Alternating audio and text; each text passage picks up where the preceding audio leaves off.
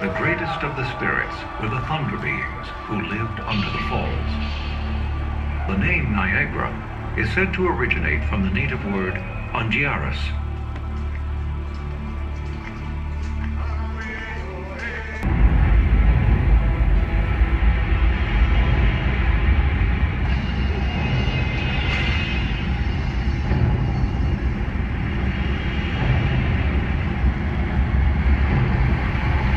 Who caught her and then killed the snake with a thunderbolt.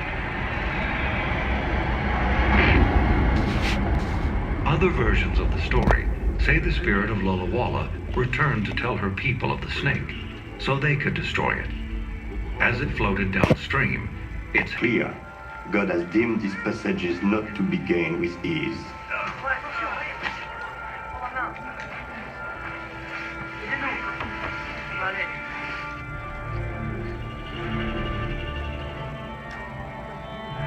We will build a new craft and go on.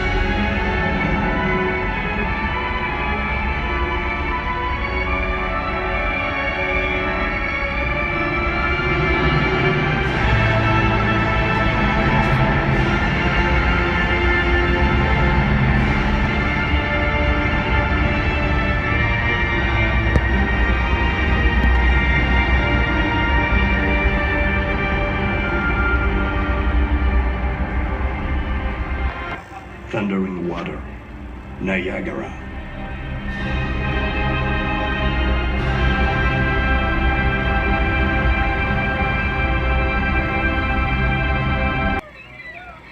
There were a number of reasons for the War of 1812 between the youthful United States and the British Empire. On July 25, 1814, the Battle of Lundy's Lane, one of the bloodiest battles of the war, took place very close to the falls. How many artillery pieces? Field? Stationary? The powers of the old and new worlds.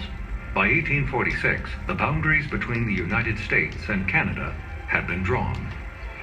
By the 1850s, the frontier was gone. Niagara soon became the mecca for the ordinary folk. In the winter, you could walk across the frozen river below the falls, what locals called the ice bridge, where there were souvenir huts and food vendors. In summer, you could ride the steamboat right up to the falls.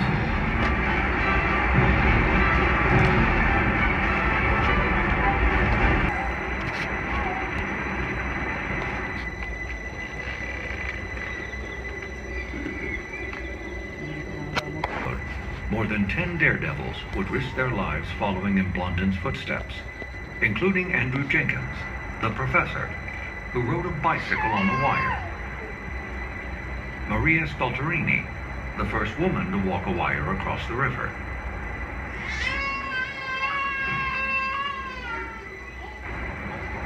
And Nick Wallenda, from the famous Flying Wallenda family, who fought strong winds while making a successful crossing in 2012.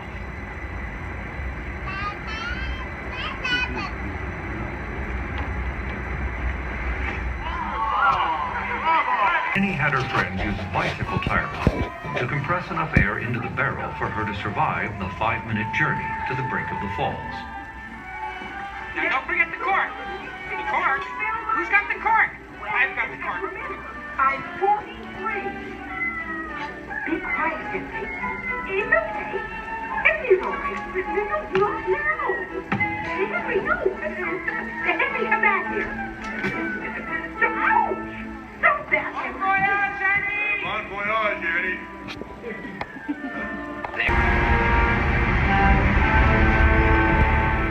The barrel was set loose from the American shore. The currents took the barrel toward Horseshoe Falls. The drop, 175 feet. with great piles of rocks below.